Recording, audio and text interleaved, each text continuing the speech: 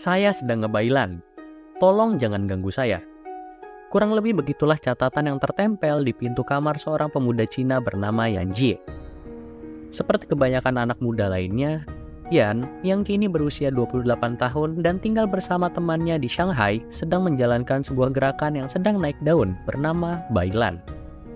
Catatan tadi adalah lelucon yang Yan tujukan pada dirinya sendiri karena kerap bermalas-malasan. Bukan hanya ketika hari libur, tapi praktik malas-malasan ini Yan terapkan di seluruh aspek kehidupannya. Ketika di kantor, Yan mengaku secara sengaja akan menghindar dari tugas yang dibebankan padanya. Apabila ia benar-benar dipaksa oleh atasannya, Yan akan mengerjakan tugas itu secara asal-asalan. Begitu pula soal urusan hubungan percintaan. Setiap kali ditanya kapan menikah oleh orang tuanya, Yan akan menjawab bahwa ia menyerahkan urusan asmaranya pada hoki atau keberuntungan. Meski terlihat miris, Yan Ji dan masih banyak anak muda Cina lainnya tidak malu sama sekali dengan prinsip dan cara hidup mereka. Yang ada, generasi muda ini malah berusaha menyebarkan pengaruh bailan dengan mempromosikan berbagai kelebihan yang bisa didapat. Tujuannya tentu agar semakin banyak yang bergabung dalam klub malas bernama bailan. Pertanyaannya sekarang adalah, apa sebenarnya bailan ini? Dan apa yang membuatnya sampai begitu digandrungi oleh generasi muda Cina?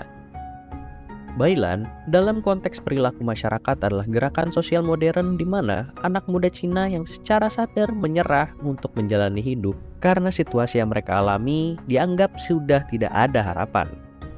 Menghadapi situasi buruk ini, anak muda lebih memilih untuk memperparah keadaan ketimbang berusaha memperbaiki. Berasal dari kata bai yang berarti membiarkan dan lan yang berarti membusuk. Generasi muda Cina ingin memberikan sebuah pesan pada pemerintah bahwa mereka tidak peduli, utamanya terhadap kondisi ekonomi negara yang bisa semakin memburuk apabila gerakan bailan terus dilakukan. Biarin aja semakin busuk, toh udah nggak ada harapan. Istilah bailan sendiri sejatinya bukanlah hal yang benar-benar baru di Cina. Penggunaannya sebelumnya sudah cukup umum di kalangan fans basket di sana. Fans basket biasa memberikan label bailan pada sebuah tim yang menyerah ketika pertandingan masih menyisakan waktu karena perbedaan skor yang terlalu jauh. Meski baru dipakai dalam konteks kehidupan sehari-hari pada awal tahun 2022, popularitas istilah bailan mampu menyebar dengan cepat hingga ke seluruh penjuru negeri tirai bambu. Sejak Maret 2022, berbagai artikel dengan topik bertemakan bailan di Weibo telah terbaca lebih dari ratusan juta kali. Popularitasnya juga terasa di sosial media lainnya seperti di Xiaohongshu. Di Xiaohongshu, yang adalah Instagram versi Cina, pencarian pada kata kunci bailan akan memunculkan lebih dari 2,3 juta postingan. Jika pada tahun 2021 ada gerakan protes sosial bernama Tangping atau Lying Flat yang menjadi tren di kalangan anak muda, maka bailan ini bisa dibilang adalah evolusinya. Seperti kepompong yang menjadi kupu-kupu, di mana pada kasus bailan, generasi muda menunjukkan sikap perlawanan yang lebih keras pada pemerintah. Kalau pada gerakan Tangping, bentuk perlawanannya adalah diam dan melakukan berbagai hal secukupnya. Maka, pada gerakan bailan, bentuk perilaku membangkangnya adalah secara sengaja melakukan hal yang semestinya dilarang norma sosial. Seperti dengan sengaja tidak mencari pekerjaan dan kemudian hanya diam di rumah sambil bermain game di handphone. Secara umum, keputusasaan akan kondisi ekonomi dan lapangan pekerjaan diyakini oleh berbagai pihak sebagai katalis yang mendorong maraknya perilaku bailan di kalangan generasi muda negeri tirai bambu. Namun, pihak pemerintah yang sebenarnya tidak berusaha untuk memberi solusi nyata malah melempar kesalahan pada penduduk generasi muda. Beberapa artikel seputar bailan yang dimuat di media milik pemerintah Cina hanya berfokus pada pertanyaan yang sifatnya menyudutkan. Artikel-artikel ini membahas lemahnya daya juang dan pola pikir yang dimiliki generasi muda. Media menyimpulkan bahwa perilaku bailan muncul akibat sugesti negatif yang dilakukan pada diri sendiri.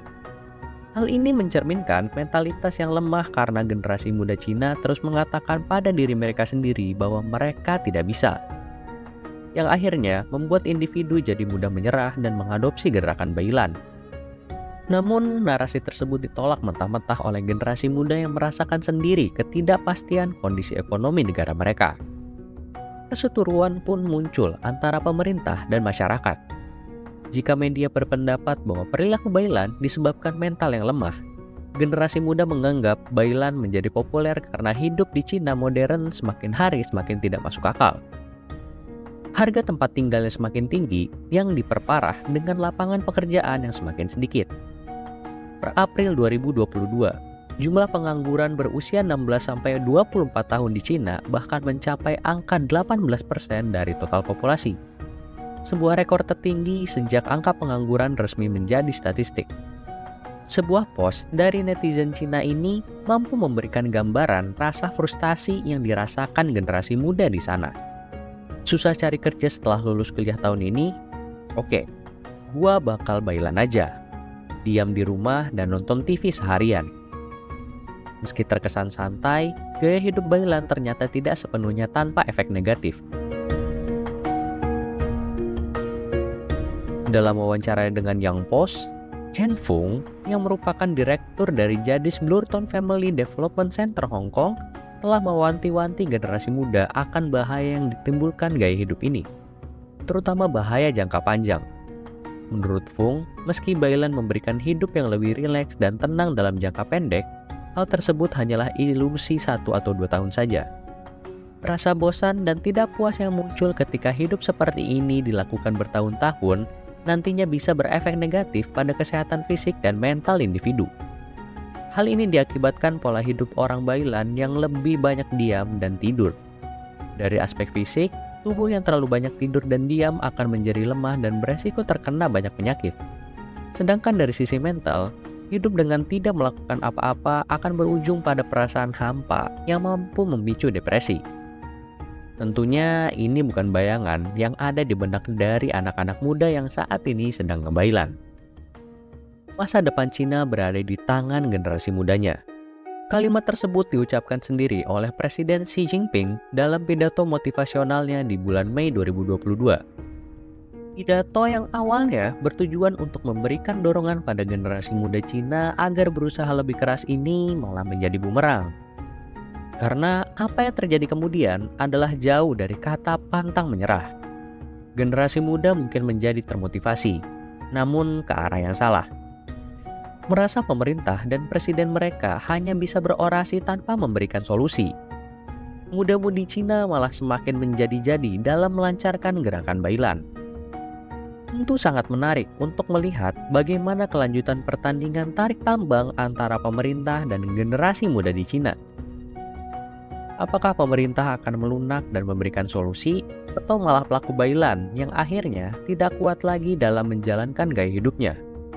Hanya waktu yang bisa menjawab. Jika menurut lo konten ini bermanfaat, boleh di-share ke teman-teman lo biar mereka juga tahu tentang hal ini. Jika lo punya argumen atau sudut pandang berbeda, ayo kita berdiskusi secara sehat di kolom komentar. Sampai bertemu kembali di episode selanjutnya.